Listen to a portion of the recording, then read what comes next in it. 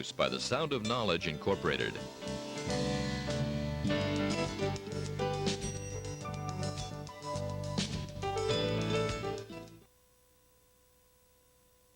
Talk I'm doing for you is strategies for defeating distributed attacks, not distributed denial of service attacks especially, but just distributed attacks.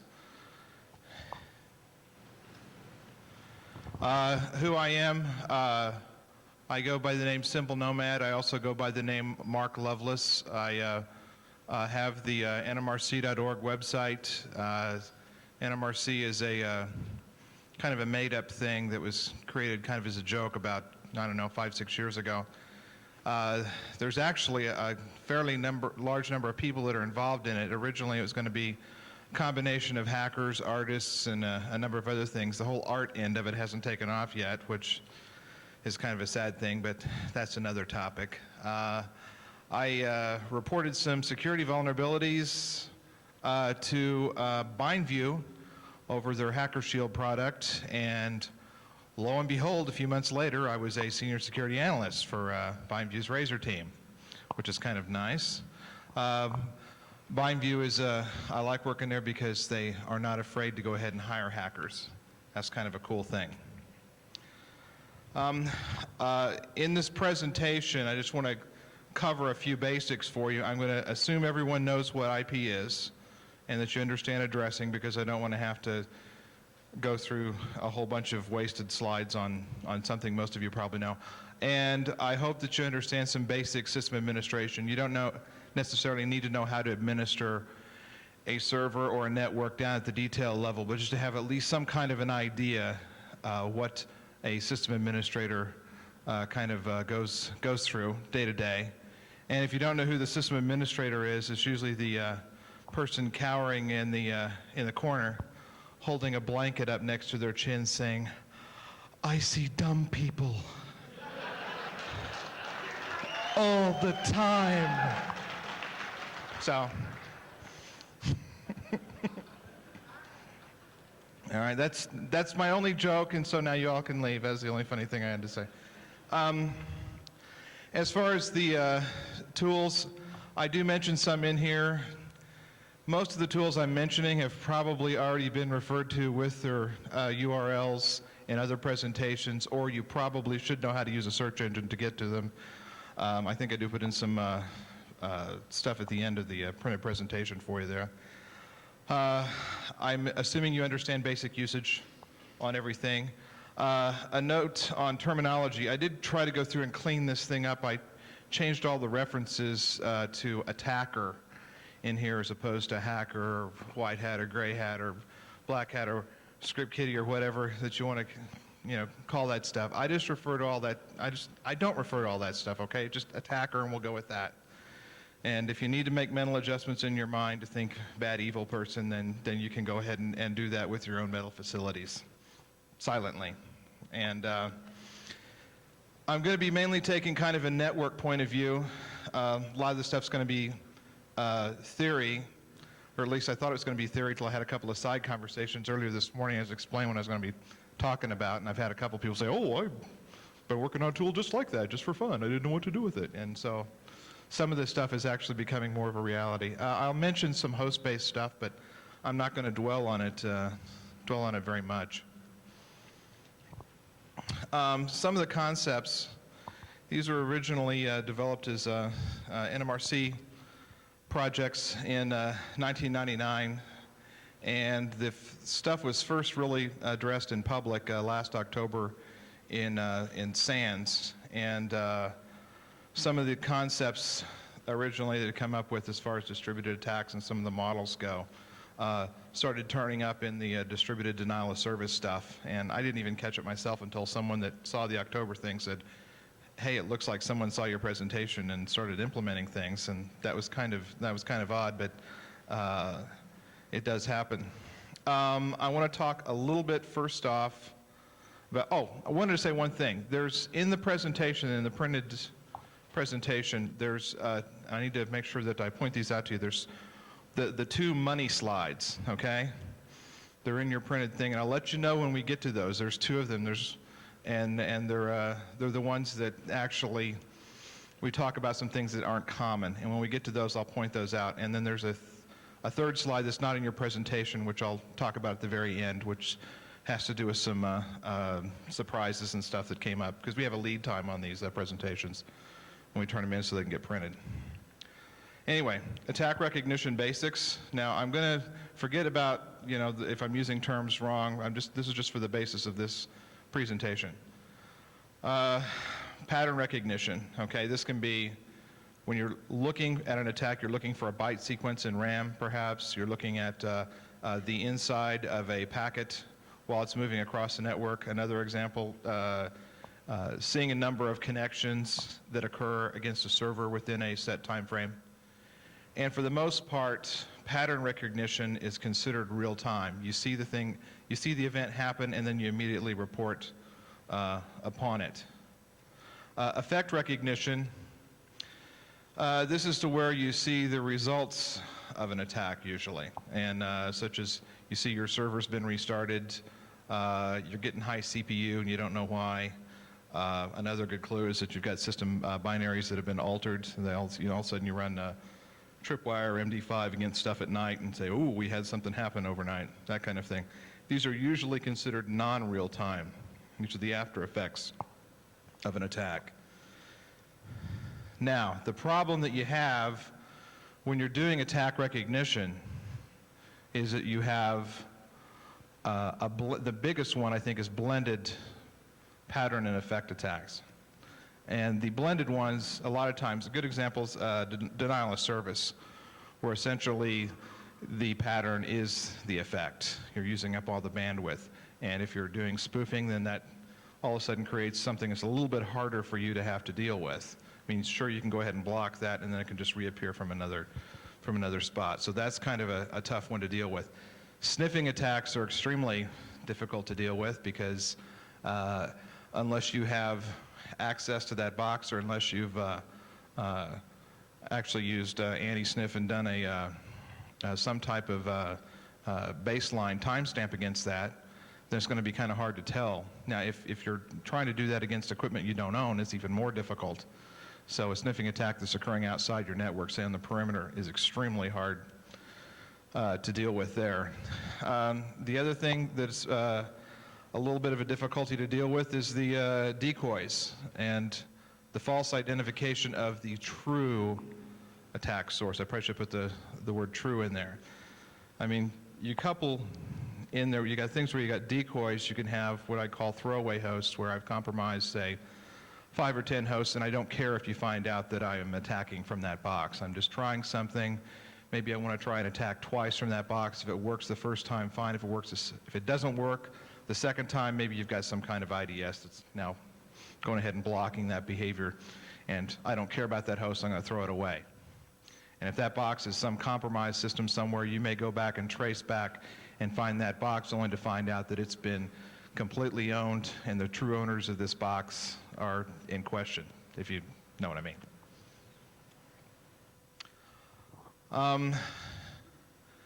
The current solutions are usually one or the other. They're usually pattern or effect. There's no true real-time global solutions to speak of. There are a lot of vendors that are selling stuff that they say we cover everything, buy our stuff, and we cover every single item that you have, and you can get close with SNMP, but that's a whole other story right there. I mean, there's still really no global things. They're going to be able to take entries from firewall logs and router logs and your IDS and syslog and everything else and be able to correlate these random events that occurred on 5 different platforms and say, we just had an attack of some kind. There's really not anything that is like that. And the larger you scale these things up, the more problems that you have trying to get all these disparate systems trying to talk to each other, and therefore it's real easy to defeat them. Basically, some of the things I'd mentioned previously, such as, well, we'll get into that here, actually. The thwarting techniques, okay? Rule-based systems, I think it's pretty much common knowledge. If you can figure out what the rules are, then you can probably trick the device that has the rule in it, okay? And that's a real common thing to do. Log watchers, and this is something that is people that run Swatch and stuff like that and sit there and scrape logs, or you're running reports that grab statistics out of logs and whatnot. You can throw these things off if you make your traffic look like what is supposed to be normal traffic. If you've compromised an upstream host and you're forging packets coming in on port 25 from a business partner, and it's actually a part of an attack, it's possible that because of the amount of mail that you have with that business partner, you're not even logging that stuff, you're not even looking at it, or if you do look at it, you don't notice it. And so that's the kind of thing where you can, those kinds of things can be deceived. And any time-based rules, that's fairly simple to go ahead and get around those. If you can figure out what the time-based rule is, then usually you can bypass it. If I need to stretch out the number of events from happening within 1 minute to 2 minutes and then nothing gets triggered, then there you go. Okay, this is what is needed, and it doesn't exist yet. The overall behavior network host monitoring tool. And so someone needs to write that. I want you to get out there and do it right now, because you'll make $1 million with it. Okay, trickle-down security. I decided that I would come up with some flashy term because, you know, Marcus this morning had his controversial thing, so I'm going to have mine, which is trickle-down security, and which is if you can come up with a solution for a distributed attack, in the process of doing so, you're going to learn a lot about your network, and you're going to learn a lot about how things all interoperate, and you're going to close a lot of holes inadvertently when you do that, okay? Off-the-shelf stuff is really not enough. You can get a lot out of your firewall, you can get a lot out of your IDS, and you need to do that stuff anyway, but it's just not enough. So the things that we need to do, we need to learn about the attack types, and we need to think about defensive techniques for those. Now we're going to start getting kind of into the meat of things here. The attack patterns that are starting to occur more, and this is basically why we kind of need to raise the bar. There's more large-scale attacks, and these come in a couple of flavors. You may have a large-scale attack where someone is just scanning a huge amount of hosts, a class, 2 or 3 class Bs. They're looking for vulnerable hosts, vulnerable to one particular item. That you scanned several thousand machines, you're going to get a few hits, a few hundred, maybe even 1,000 if you're lucky, depending on what you're scanning for, particularly if it's a fairly new type thing you're looking for. So you have large-scale attacks like that. You also are having more of these, the distributed denial of service things, I think, are just kind of the tip of the iceberg as far as that whole idea of spreading out your attack. I think we're going to have probably more of those as well. This is becoming a very bandwidth-rich world in which we live. All of a sudden, we've got fairly high-speed access coming right into our homes, and so we've got a lot of leverage there. The other thing is because the bar has been kind of raised as far as people wanting to make sure they use firewalls and IDS and whatnot, there's better enumeration and there's better assessment going on by the attacker of their target. And I think the presentation that preceded me is probably a good example of this, although that's probably pretty extreme. But there's a lot of bright people out there that are trying to raise that bar. They're trying to look at new ways to get into the system. There are 2 basic distributed attack models, okay? The first one is the attack that does not require direct observation of the results. And then there's the one that does require direct observation of the results. And I'll explain those as we go through these. Here's one right here. Basic model. We have this is commonly used in the distributed denial of service attacks. That's where you have the client out there, or there's a bunch of different terms that have been put out there about what they are, but anyway, you have a client talking to a server or a series of zombies sitting out there on a number of compromised hosts on large bandwidth rich pipes, and now they're all carrying out these things via an agent and going out there and attacking all these locations. So this is kind of the basic model that we've seen earlier this year. A more advanced model is we have, I'm just using forged ICMP timestamp requests as an example here. The attacker sends a forged ICMP timestamp request to the target. The reply comes back. The attacker sniffs the replies, and then from sniffing the replies can do host enumeration. That's a fairly simple idea there. Basically what we're doing now is we're saying, okay, I'm going to forge a packet in, and I'm going to get the results back, and the person that I'm sending the forge request into is not going to know that it's me. And this allows me to do the, I'm actually seeing the results. Okay, this is the first money slide, okay? This is the one, and you can look in your book, I broke it out into about 30 slides here so I can go step by step and explain it. This is the one where you have your target, and it's sitting behind a firewall, okay? First thing that I want to do is I want to compromise an upstream host. This host is probably at the ISP. It doesn't necessarily have to be. If you're, really super cool and neat, and you've owned some large backbone provider, then you probably have ample access to this kind of thing. But nonetheless, you're at the ISP. It's close to the firewall as you can get. From this upstream host, you never, ever, ever send a packet towards that target, towards that firewall, ever. Okay? He doesn't do anything towards that device at all. And I'm going to install some special software on him. Okay. Next thing I'm going to do is I've got my attack nodes that are sitting out there, and I'm controlling them from some type of master node. Now, the attack nodes, these I would consider them kind of expendable. Okay, these are your throwaway hosts that you've compromised. You compromise 15, 20 of these things, 100 of these things, whatever. And what you do is you're able to communicate from the master node to the attack node, and then have those from there go ahead and launch whatever it is they're going to launch. If they're going to launch attacks, let's say you want to do some type of probe, you want to do some type of a distributed nmap thing, then you can go ahead and do that against that target. Now, the thing that you do there is you forge the replies, or you forge the source address, and then you're going to watch the replies.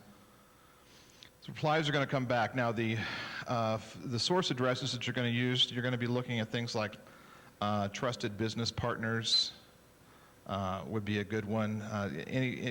Anything that's going to be possible have some maybe some extra rules in there in the firewall that's going to allow some stuff through. But anyway, you're going to make this, and a couple of reasons for this. One, yeah, they may have the extra rules that are going to allow some types of packets through. The other one, excuse me.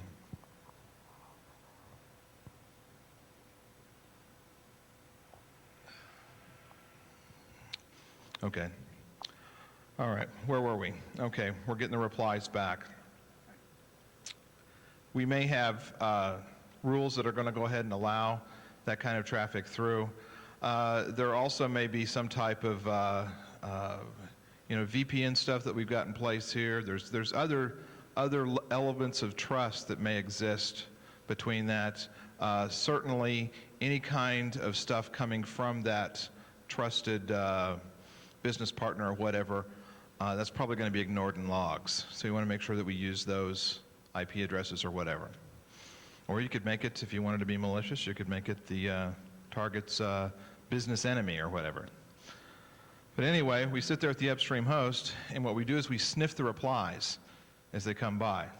So, master node to the attack nodes send in their probes or the attacks, and then we sniff the replies. And then just for grins, we create a covert channel that works between the upstream host and the master node. This way you can get a full, TCP handshake, and you're using all forged packets, and there's no indication on from anyone exactly where the stuff is coming from.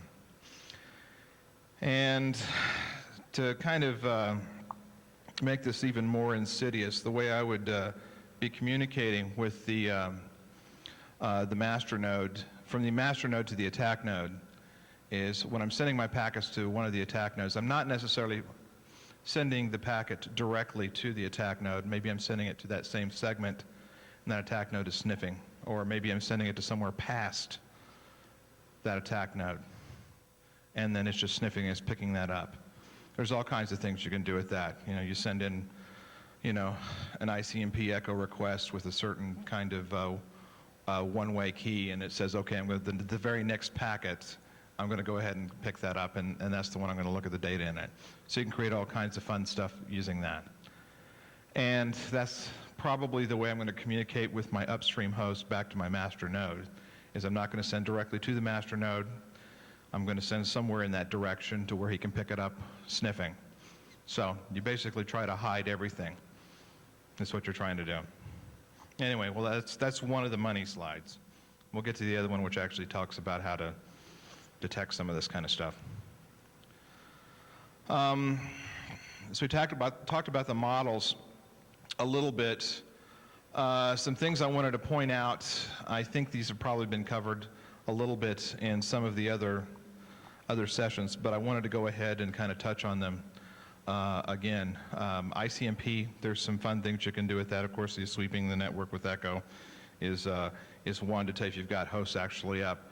Alternatives to ping are, of course, timestamp, and some people do implement info request, although I don't think it's required or it's expired RFC-wise or whatever. But it's interesting too, because you can, some of the fun things you can do with it is Microsoft non-Win2K does not respond to a timestamp request. So it's possible if echo is open, for example, you could sweep a class C with echo and then sweep a class C with timestamp, and you can tell which of the devices are, you know, probably, you know, Windows 98, Windows 95 NT, that kind of thing. So that's kind of an interesting thing. Another thing that you can do with ICMP, some have been kind of playing around with, and I haven't really quite got it yet, but it's, you know, it's coming, and that is, if I can send in a packet that I think is going to be allowed through the firewall, typically, you know, host or port unreachable ICMP packets, and I can supply it with illegal values, or you know, maybe I'm going to send it in there with the fragment bit set, and it turns out that I don't send any other packets in with it, and it says I never received the rest of the fragmented request. It is possible then that I can go ahead and do a level of host enumeration to tell where my addresses are, because if things are written to spec, they should say, oh, I received an illegal ICMP packet, and I'm going to send back a request saying, hey, you just sent me something that was bad. ICMP is supposed to work that way, and that sometimes can work to your advantage if you're doing that kind of host enumeration. A tool that I wrote called ICMP. Hello? Oh, there we go. Sorry, lost the mic for a minute there. A tool I wrote called ICMP enum. This is an example that I did on a live target where they were blocking echo, but they weren't blocking a timestamp. And these apparently are, I think they're probably Unix devices. I used to work at that company, so I roughly knew what was where. Another thing I know it's been mentioned before, and I'll kind of go through this fairly quick, but using Nmap to do your ping sweeps.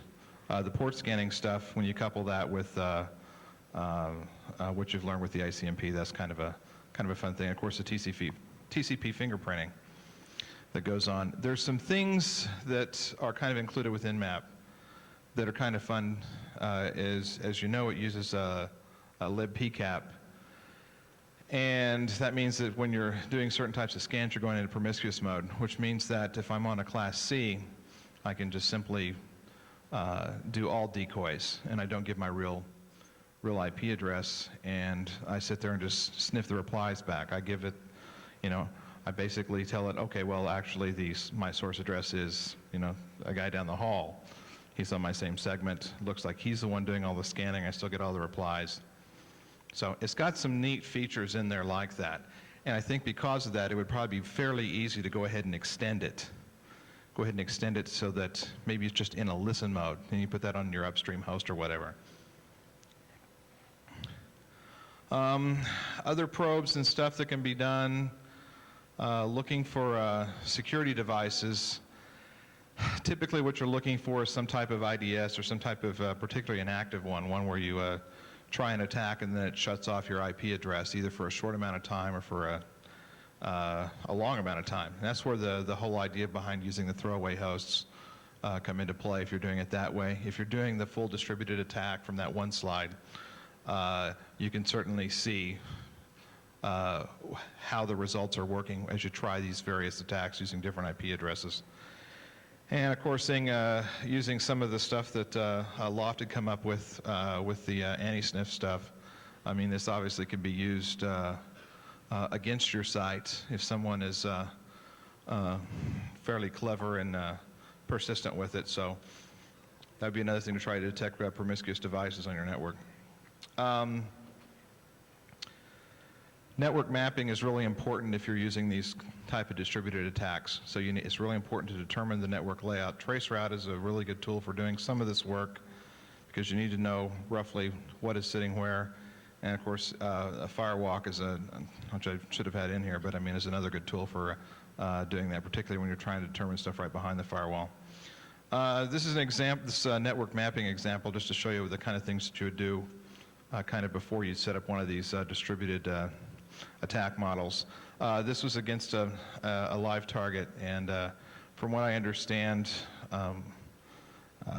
according to the FBI guys in my home area of Dallas, scanning is not illegal. That's what they told me, and they don't. I actually did a presentation that involved some of these slides, and they wanted to know what the hell I was doing. But I did tell them, I said, nope, this, just scanning. Nothing like that at all. Against this target, after doing some initial probes, I noticed they had two ISPs. Both of these went to major backbone providers, but basically you had Cable and Wireless and Southwestern Bell were the two main ones. And then just through a variety of doing some of the probing and stuff I already talked about, it was fairly easy to start determining stuff like, where their VPN was and how the Cable and Wireless route was the main one going into the VPN. It was really hard to determine the VPN, being that the host name was VPN, so. And believe it or not, the host name for the firewall was Firewall, so that was a tough one. And then, of course, being able to, with various probes, being able to tell that they had, FTP and web sitting out there inside their DMZ. And it became apparent that they did do some type of load balancing, because you get odd requests back. You get things that when you're doing your trace routes and stuff to various devices, doing repeated ones over time, you begin to realize that they're doing some type of load balancing. You kind of flood one end a little bit, try to drive up the traffic on one side. The easiest way was to pull down some copies of some wares that someone had loaded up to their FTP server that they probably didn't know about, and drive up that bandwidth, and then all of a sudden I'm coming into the what was the VPN link, which didn't make a lot of sense. But between those various probes, it was not too hard. It was not too hard to go ahead and determine exactly what kind of devices we had back behind there. And then using, of course, the Nmap fingerprinting, I was able to tell exactly what these devices were. I blanked out most of those IP addresses, and I actually changed a couple of what those were because, like I said, this is a former employer, and I don't want them to come in after me saying, what the hell you're doing. But I was able to determine also that they did have an IDS, but I couldn't figure out which segment, where they had two or one or whatever. This gives you an idea that, if I can build up this kind of model for my network mapping, then obviously I can do a whole lot more damage if I'm compromising Cable and Wireless and Southwestern Bell. I know that those two companies obviously are extremely secure, and they cover every base, and there's no holes absolutely at all. Especially Southwestern Bell, they've always had top-notch security with everything they do. So I know that there's probably no problem there. But you get the idea. Compromise that upstream host. You have a network map like this. You can put together a fairly sophisticated attack plan to go in there and really do some serious whatever it is you do. Defensive techniques. Good security policy. I want to hammer on this in a little bit. I know people talk about you need to have a good security policy in place. The main thing that you need to have when you have a good, particularly the larger the company, you need to have a security policy in it with some meat in it. Okay, you need to have buy-in from upper management. And I came from working in the Fortune 500 10 years previous to working at Bindview. And I just saw time and time again, you have the lower people on the down there in the trenches that are out there just, they're just busting themselves trying to fix things, and they find these problems, but all of a sudden as it starts going up the management chain, it becomes a political battle. Oh no, well we can't separate out the FTP, anonymous FTP off of our mail server because that would require another box and it's not in our budget and we got our budget cut. So we're not going to do that. So you're just going to have to live with that and the hell with your policy. If you have upper management buy-in into that kind of thing, then maybe you've got something you can use to approach that. It's really hard to get management on your side with policy. The other big thing that I've run into, and this really, it plays into the whole politics thing that you find in large companies, is when you have these they have extremely rigid change control processes that are in place in a large company. They say, well, no, this is our production network. We're not going to just throw changes in. You need to go off and you need to test it. Everything you're saying, how do I test it? I need a live, T1 to test this thing. This isn't going to happen. I need some big pipe to test this thing. Are they going to pay for that? Probably not. And so what happens is that your process gets starts bogging down. You have these changes that you need to move out there. Maybe management has bought into it, but they're not going to allow you to bypass the change management process.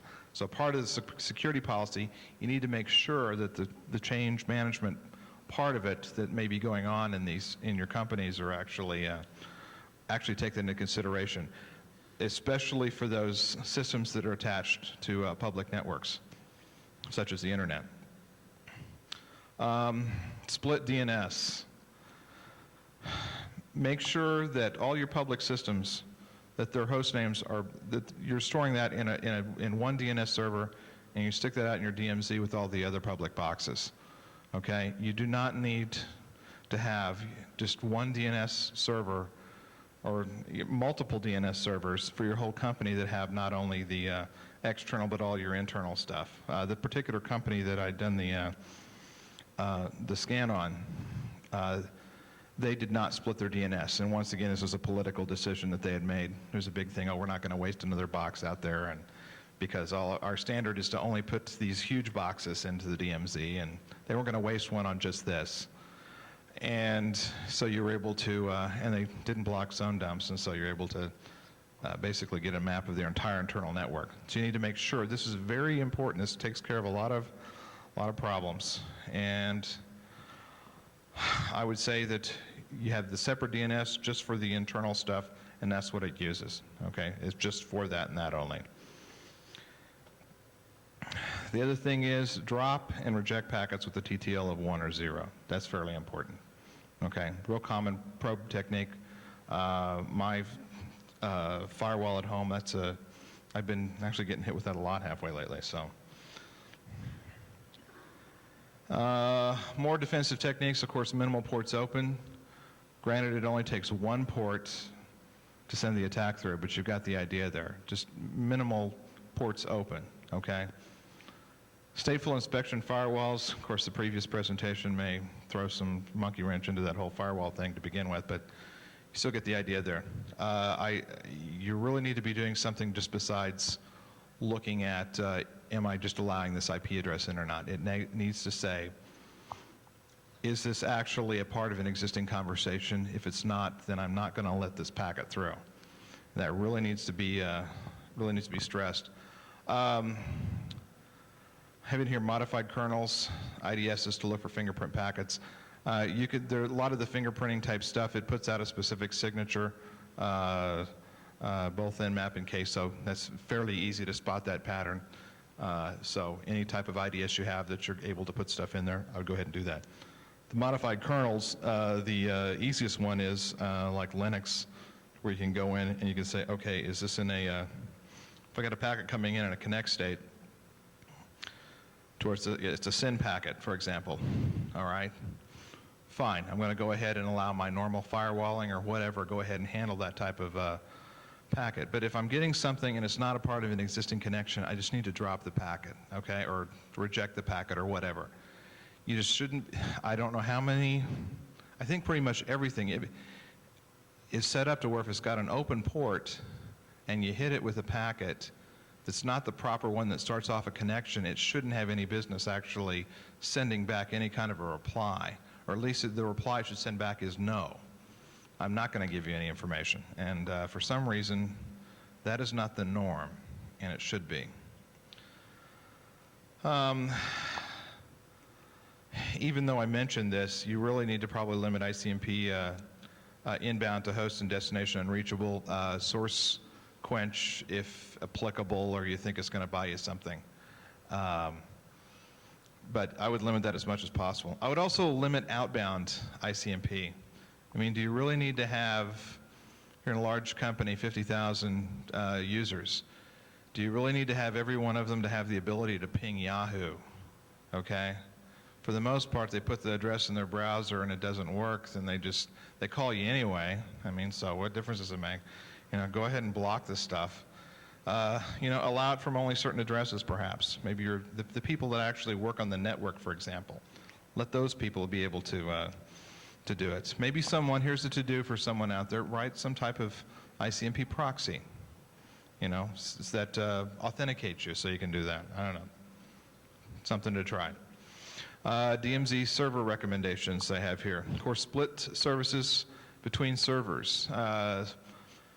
Some of the recent stuff that's come up, like with FTP, for example, that's been out on BugTrack lately. Just, you know, if you're running FTP on your mail server or on your web server, you're just asking for all kinds of fun to occur on your boxes if someone finds some kind of a new attack. So you need to split these things out. Always use current patches is another one.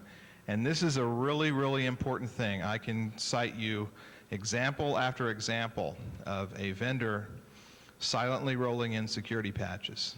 A lot of times vendors are fixing things, they roll them in with a security patch, or they roll it in with a regular patch. They don't tell you that it's security related.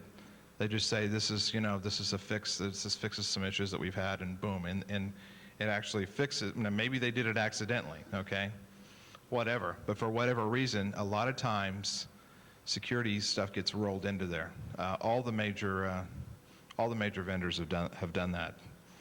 So even though they don't say it specifically, you need to treat it as though it is a security patch. And in a lot of cases, if it affects availability and whatnot, and if availability is important, then it's almost considered a security patch in itself anyway. On these DMZ servers, I would certainly recommend using trusted paths. Hopefully you have operating systems in your DMZ that support such things as trusted paths. Any type of anti-buffer overflow settings, whether you're using some of the patches that are out there to open source kernels, or you're using some of the settings that may come from the vendor that turn some of that stuff off. Go ahead and use that stuff, and there's other kernel patches out there that are available that may give you certain nice, neat little things to work with, such as state tables and whatnot. If there is any built-in firewalling software, I really recommend you go ahead and use it. It really comes in handy if, for example, if the FTP server has no business pulling files or copying files to the web server, then you need to firewall that, okay? Only allow the needed traffic into that web server, whether it's coming from internal, other places in the DMZ, or externally. Okay, very important to do that. I wouldn't put anything in the DMZ that didn't have this capability. I know that the whole idea behind the DMZ used to be, okay, well, if they break into the DMZ, then all they can compromise is just the devices in the DMZ. Well, that worked several years ago, but with the explosion of e-commerce now, a lot of people are putting their whole business out there in the DMZ. So you really, really need to start thinking about just the security between those boxes. Those are the boxes. If you have a large company and you can't harden your 50,000 internal users' machines, at least harden those ones that you've got out there that the general public can have access to. And of course, anything that uses state tables, make use of that. That's very important. It takes care of all kinds of problems. All kinds of problems. Firewall rules, limiting inbound to only necessary services is always a good thing. Outbound via proxies, this is, I've been to a couple of places where we've actually seen this done and done fairly well, where they basically say, okay, the only thing that can go out FTP, Telnet, or via the web is going to go through a proxy. And that helps give you a focal point right there. You know that all the outbound Telnet, FTP, and web services are always going to come out through that proxy. So then you can have your IDS looking for outbound packets as well. All outbound traffic needs to be looked at, not just inbound. A lot of most of this whole distributed denial of service stuff that went on at the beginning of the year. If there was a blockage of rogue and forged outbound packets, then a lot of that stuff wouldn't have worked. So we need to practice being good neighbors. Intrusion detection systems, a point on acquiring one, or several points on acquiring one. You need to only use an IDS that you can go in there and you can do custom stuff with it. Custom rules, nice little things. That way when the 0-day stuff comes out, then you can go ahead and put stuff in there to try to handle it. And this is surprising, saying that the IDS should be capable of handling fragmented packets. It was, I think, 2 years ago here at Black Hat that a lot of this defeating IDS stuff was originally brought up. And there are still IDS systems, commercial systems out there that do not address this. And some of the ones that are addressing it now have only started doing it within just the past few months. And so that's a really, really bad thing, because that's a really easy way to get around it. The other one is that the IDS should be capable of handling extremely high speeds. I mean, we're talking about, if it can handle 100 megabit and not fall down, then that's good. And you're saying, well, I don't have 100 megabit coming inbound. If you've got 100 megabit internally, then any internal stuff heading out that you might want to catch, you possibly miss it, depending on where you put your IDS.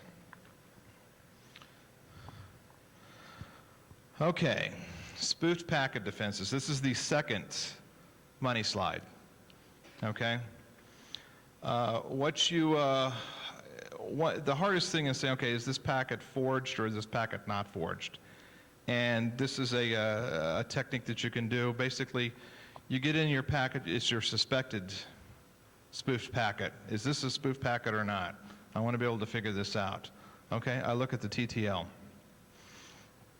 Okay, now I'm going to probe the source address that's in that packet, and I'm going to try to get what the real TTL is, and then I'm going to compare the two. And if I get a mismatch, then I've got a possibly spoofed packet. Now there's some caveats with that. In particular, it's kind of hard to get a device running UDP to cough up a UDP packet for you if you don't have an open UDP port. Because the most common way you do this is with a half open, and go ahead and hit an open port on it and get the TTL. But so there's some caveats with that. But TCP and UDP, the time to live that it starts out with is typically 64. If there's some kind of problem where, like, maybe you've sent a request to a closed packet, the TTL is going to be 255, so you're going to have to adjust for that. And then, of course, ICMP always starts out, I'm pretty sure it almost always starts out across vendors at 255. I've just started doing some research into this to try to measure and see on the various IP implementations if these numbers are consistent across the board, because this way you can actually try and check whether you're getting a spoof packet or not. Now, the interesting thing about this is that if you do it quick enough, you usually can get fairly accurate. I'd say you probably have at least a 90 to 95% chance of determining whether it's a spoof packet or not. Yes, routes do change. However, if you have set something up in your IDS where it says, okay, if I'm reporting this type of error and I'm going to kick off a script or something, kick off a script that's going to measure the TTL. And that way you could possibly get a fairly good indication as to whether it actually works or not. This is the part where we do the whole question thing, and I give you some stuff to look at. All the references, this is some of the reference material that I've got there. I think SANS took off my presentations. I referenced the SANS website there. I think they may have taken off those presentations. They did have them online for a while, but I do have some URLs there for you to look at. The surprise slide that I wanted to go over. Okay, this is the stuff that I wanted to go ahead and let everyone know about this. I hate doing a vendor plug at a non-vendor thing, but you know, you got all these diamond and platinum and whatever sponsors going on here. But the HackerShield, for those of you that do use the HackerShield at BindView, has the RapidFire Update 208, which is now out. It does the SANS Top 10 that they put out. It does all those checks in there to check for the SANS Top 10.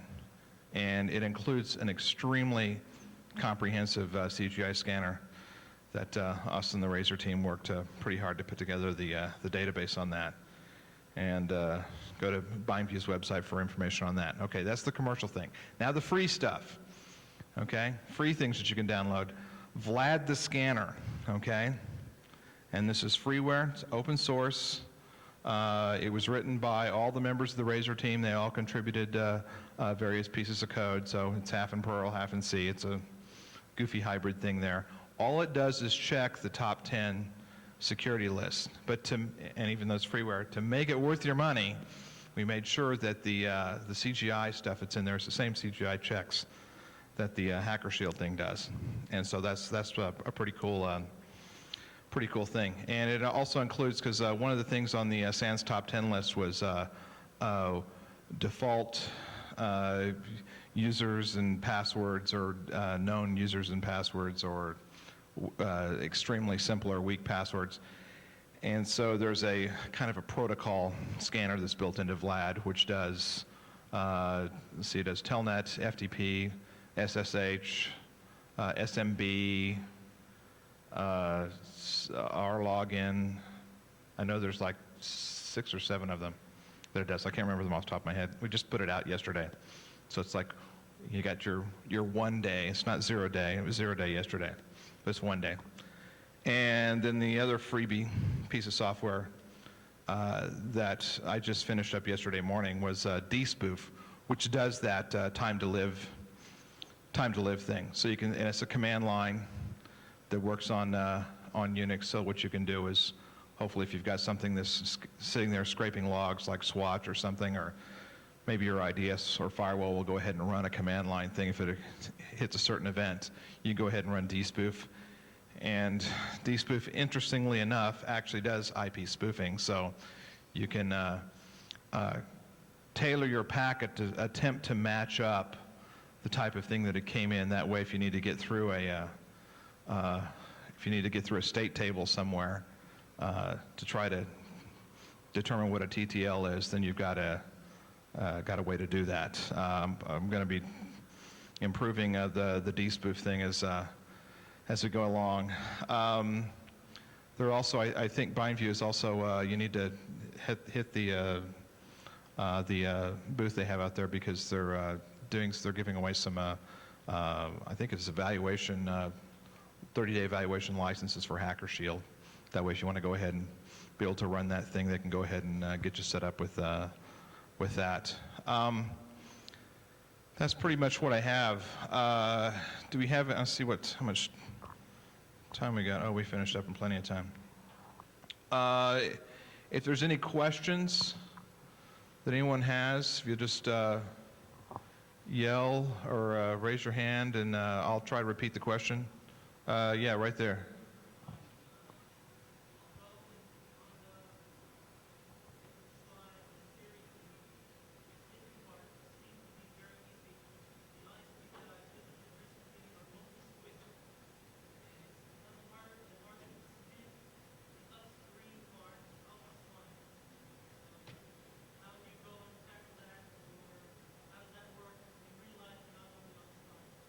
Okay, talking about doing the upstream sniffing that a lot of ISPs are moving to switched environments. You would use something similar to a dsniff, which goes through there, and you can start doing ARP table manipulation, and that would probably take care of that. Once again, a fairly thorough mapping of the ISP, you'd probably be able to determine what it is you need to be shoving in there.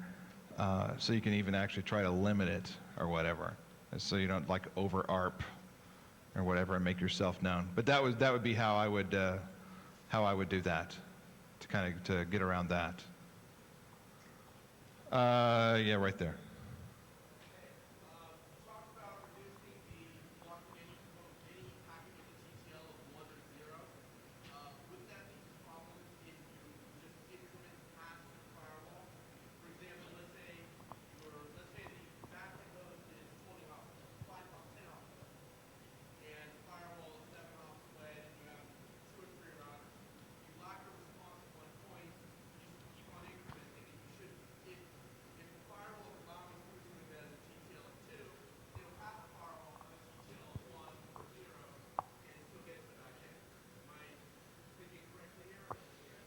I think I know where you're going with that, talking about the blocking the TTLs of 1 or 0.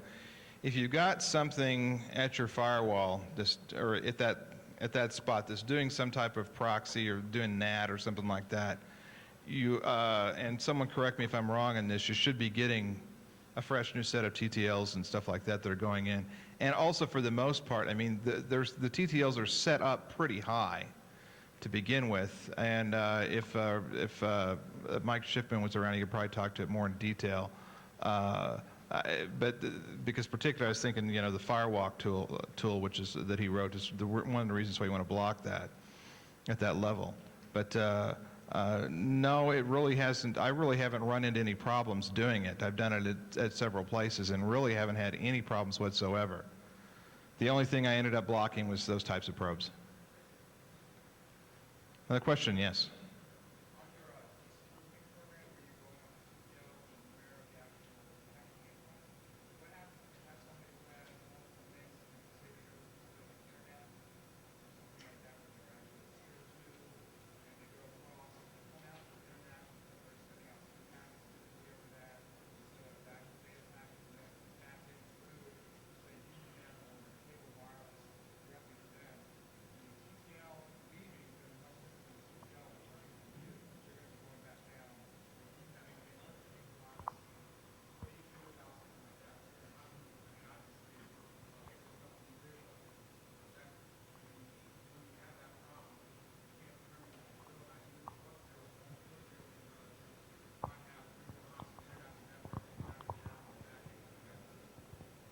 Okay, yeah.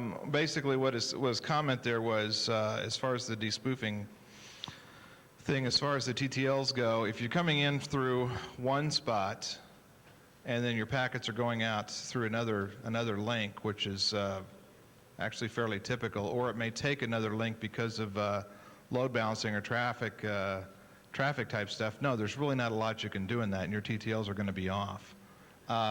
Odds are, and so you can. The thing is, though, is you could put in a degree of a fudge factor in there. I mean, I sat and hammered just from home. I sit and hammered the NMRC org website with a script just to measure the TTL, and it would change by 1 or 2 on occasion.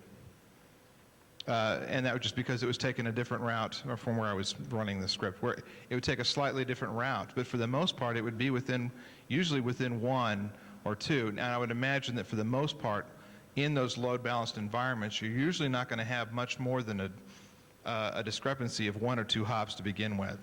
So if you sent a TTL query there and it came back and the difference was something like 20, okay, then you probably most definitely has some type of spoofed packet.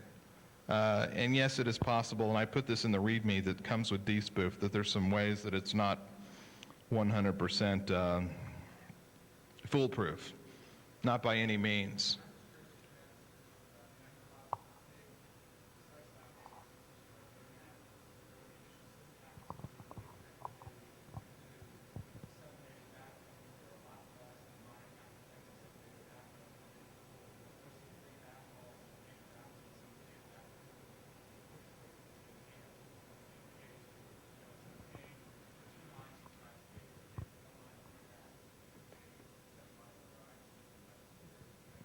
Yeah, more comment about the, you know, if you're using multiple, this is a pretty valid point, you're using multiple backbone providers, you know, and let's say, you know, some of your, when you start talking about the difference between, you know, second tier and third tier, and what kind of redundancy that they have, yeah, you do have that.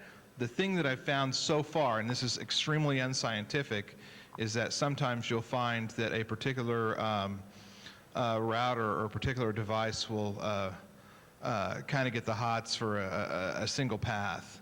It may not last forever, but a lot of times what'll happen is it'll take it, you know, it depends on how fast your response is if you're triggering this thing from an IDS. It will have a tendency to get really excited about a certain path, and that path may only work for just a short amount of time, but usually that's, I mean, you know, maybe we're talking the difference between seconds and milliseconds here, but that may be enough time right there to be able to make that determination. Many other questions? I see we're losing people rapidly here, so I want to thank you all for attending. Go ahead and go hit up the BindView people for whatever free stuff you can, and don't forget your the free wares you can get from the Razor website. Lots of fun tools from the guys. Thanks a lot, and we'll talk to you later.